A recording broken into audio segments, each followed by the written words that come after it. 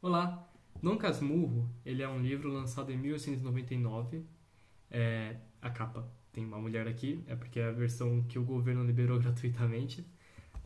Mas em algumas outras capas só tem só a imagem de Machado de Assis. Enfim, o Dom Casmurro é um livro lançado em 1899 pelo Machado de Assis. E, contrariamente a outros romances romantistas, o Dom Casmurro, na verdade, ele é um romance realista. A diferença principal é que nos outros romances a descrição dos personagens ocorre de uma forma mais melancólica e menos acurada com o nosso realismo.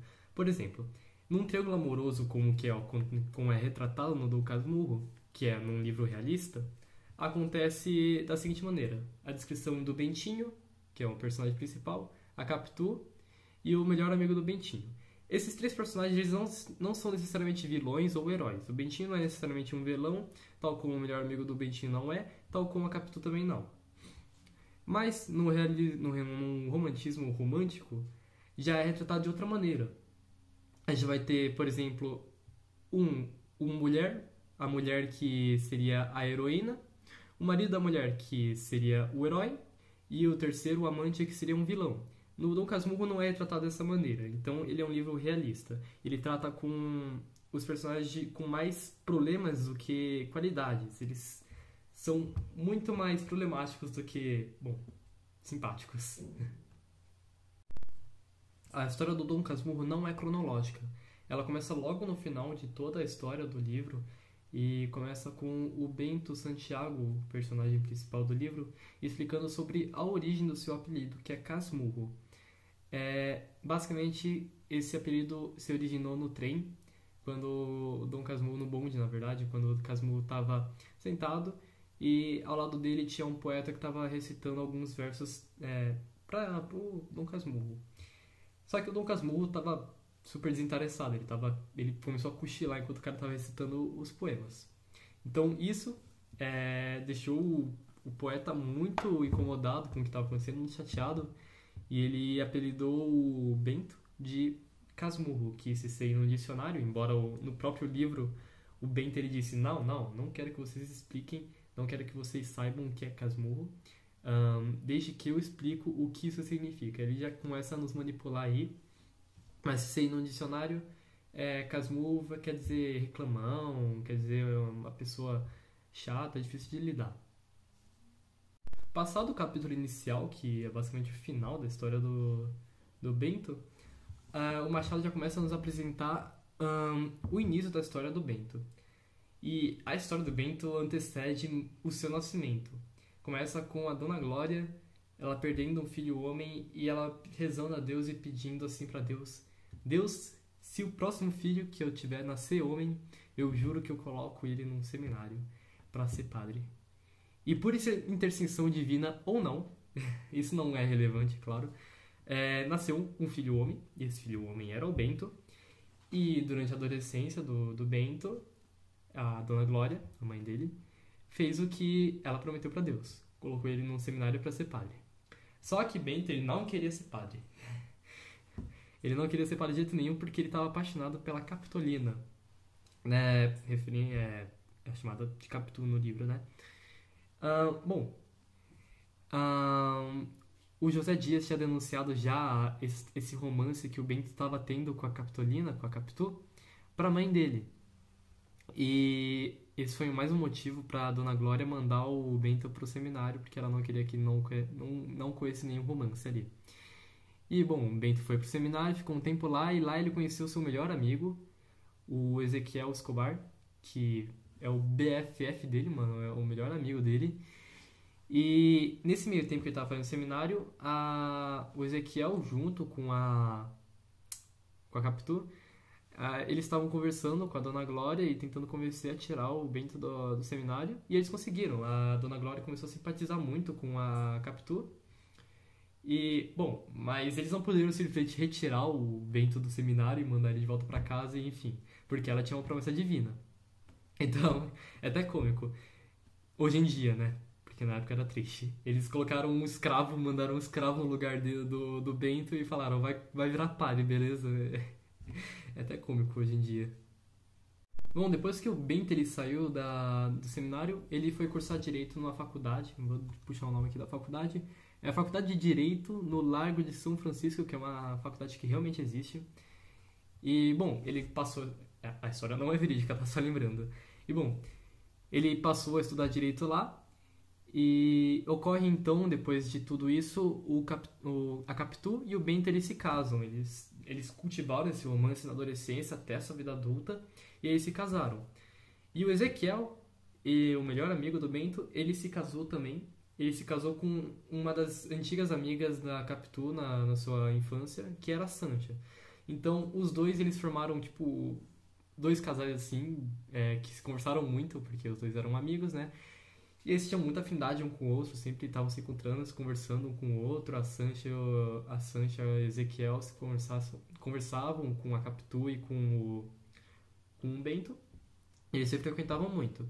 Tanto que o primeiro filho do casal da Sancha, da Sancha, é um nome diferente, né?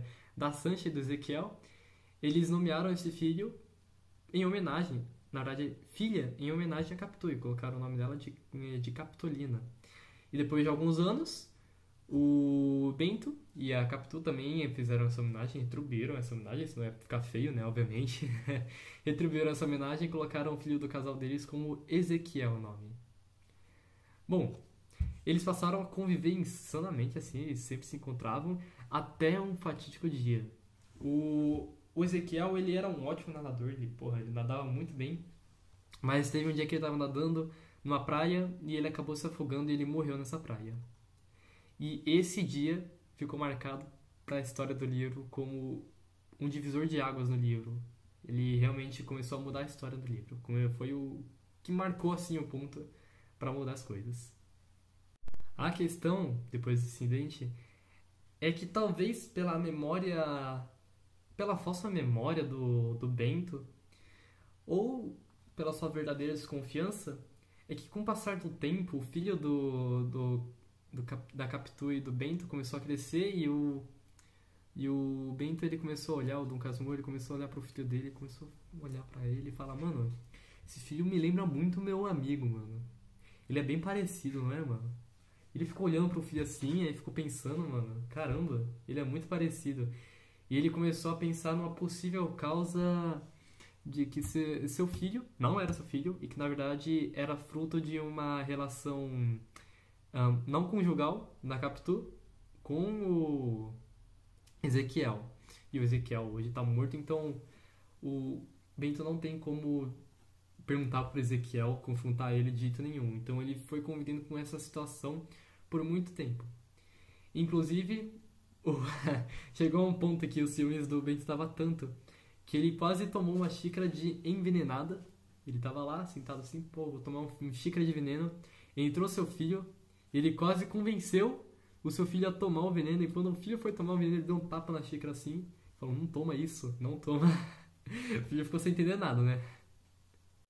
E essa parte onde o Bento ele pensa em se suicidar e também pensa em matar o seu filho, ela é muito cômica porque ela é posterior à ida do Bento a um teatro onde ele vê uma peça sobre Otelo, onde é uma obra onde um marido comovido pelos ciúmes ele acaba assassinando sua própria esposa, envenenando ela. Só que o Bento ele não tem culhão pra fazer isso, ele não consegue matar a Capitu, provavelmente porque ele ama demais ela ou porque ele é um covarde.